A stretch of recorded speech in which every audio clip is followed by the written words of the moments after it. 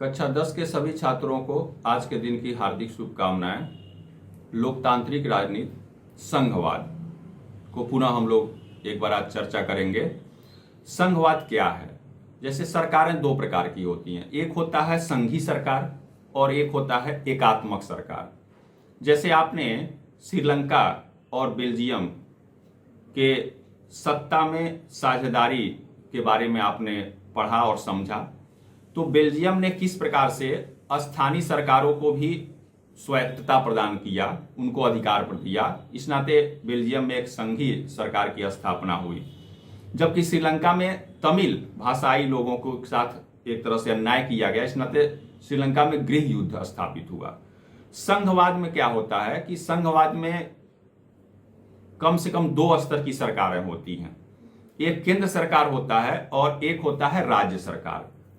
और राज्य सरकारों के अंतर्गत जो है एक स्थानीय स्तर की सरकारें होती हैं। तो इसमें केंद्र सरकार और राज्य सरकारें और स्थानीय स्तर की सरकारें काम करती हैं। तो संघीय व्यवस्था से भारतवर्ष एक संघीय राष्ट्र है, यानी भारतवर्ष में वर्तमान में एक केंद्र सरकार है, एक राज्य सरकार है और स्थानीय स्तर की सरकारें हैं। तो स्थानीय स्तर की सरकारों में आपका नगर पंचायत, नगर पालिका परिषद और नगर निगम, ये शहरों में, ग्रामीण क्षेत्रों में ग्राम पंचायत, क्षेत्र पंचायत और जिला पंचायत, इस तरह से व्यवस्था होती है स्थानीय स्तर की सरकारों की।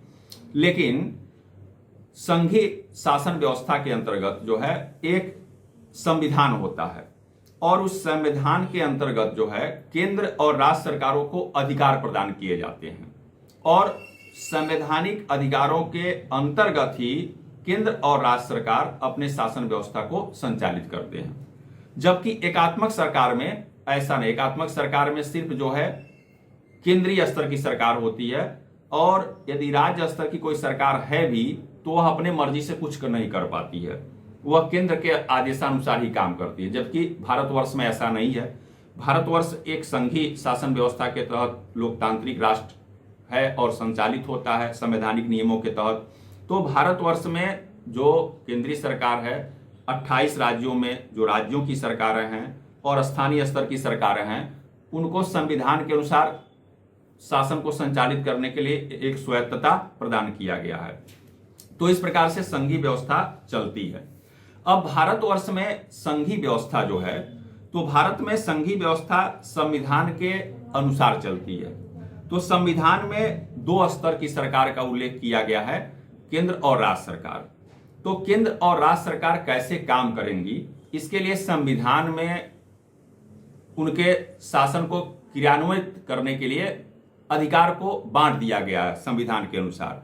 इसलिए संघीय सूची के विषय बनाए गए हैं, राज्य सूची के विषय बनाए गए हैं और समवर्ती सूची के विषय बनाए गए हैं।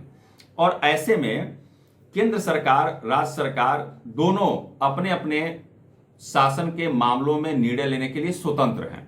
इस संविधान के द्वारा उनको अधिकार दिया गया है। तो इस तरह से संघीय सूची के जो विषय हैं, जैसे आपका विदेशी मामले हैं, प्रतिरक्षा है, दूरसंचार है, मुद्रा है, तो इस पर जो है केंद्र सरकार काम करती है। इस पर नियम कानून केंद्र सरकार बनाती है। राज्य सूची का जो विषय है, इसमें पुलिस है, व्यापार है, वाणिज्य है, ये सब भूमि कर है, अबकारी कर है, ये सब राज्य सरकार, सिंचाई है, राज्य सरकार इसकी व्यवस्था बनाती है। और इस पर कर कैसे लगाना है, कैसे शासन को संचालित करना है, क्या नियम कानून बनाना है, तो राज्य सूची के विषय पर राज्य सरकारें काम करती हैं। समवर्ती सूची के विषय में कुछ रखा गया है, जिसमें शिक्षा है, स्वास्थ्य है, इसको समवर्ती सूची के विषय में रखा गया। तो समवर्ती सूची के विषय पर शिक्षा है, स्वास्थ्य है, इस पर केंद्र और राज्य सरकार दोनों मिलकर काम करते हैं। लेकिन हमारा संविधान 26 नवंबर 1949 को बनकर तैयार हुआ और 26 जनवरी 1950 को हमने अपने संविधान को देश में लागू कर दिया और तब से भारत एक जो है गणतंत्रात्मक राष्ट्र बन गया। जिस समय संविधान बना उस समय तो संघीय सूची के विषय रख दिए गए, राज्य सूची के विषय रख दिए गए, समवर्ती सूची के विषय रख दिए गए और बता दिया गया संविधान के अनुसार कि संघीय सूची के विषय पर केंद्र सरकार काम करेगी, राज्य सूची के विषय पर राज्य सरकार काम करेगी और समवर्ती सूची के विषय पर दोनों मिलकर काम करेंगे। लेकिन उसके बाद से बहुत सारे चीजें जो है इस समय नए परिवेश में अवतरित हुई हैं। तो जो नई नई चीजें आ रही हैं उसको हम किस में रखेंगे? तो जो नई नई चीजें आएंगी तो संविधान में ऐसा व्यवस्था बनाया गया है कि उसको संघीय सूची में रखा जाएगा, यानी उस पर केंद्र सरकार का आधिपत्य स्थापित होगा। तो इस तरह से जैसे मान लीजिए सूचना प्रौद्योगिकी यानी सूचना तकनीक जो नया विषय है, तो ये नया विषय आया, उस समय संविधान बना तो ये विषय नहीं था, तो ऐसे में इस विषय को रखा गया है, संघीय सूची के अंतर रखा गया है। भारतवर्ष में संघीय व्यवस्था को संचालित करने के लिए जो है सत्ता का विकेंद्रीकरण कर दिया गया है। तो सत्ता का विकेंद्रीकरण क्या होता है? सत्ता का विकेंद्रीकरण मतलब ये होता है कि केंद्र सरकार के कुछ शक्तियों को लेकर और राज्य सरकार को उन शक्तियों को हस्तांतरित करना, ये होता है सत्ता का विकेंद्रीकरण। जैसे केंद्र सरकार से कुछ शक्तियों को लेकर राज्य सरकारों को दिया गया और राज्य सरकार से कुछ शक्तियों को लेकर स्थानीय स्तर की सरकारों को दिया गया।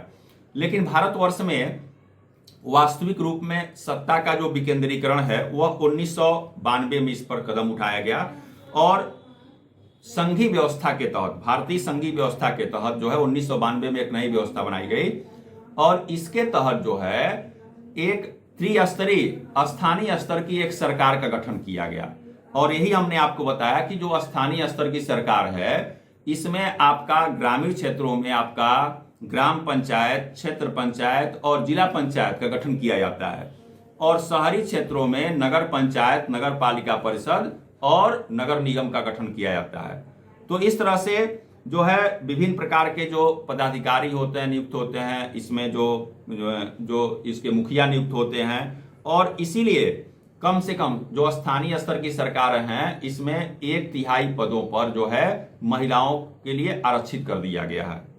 तो ये व्यवस्था इसमें अपनाई गई है और केंद्र और राज्य सरकार के कुछ अधिकारों को कटौती करके जो है स्थानीय स्तर के सरकारों को प्रदान किया गया है। Thank you.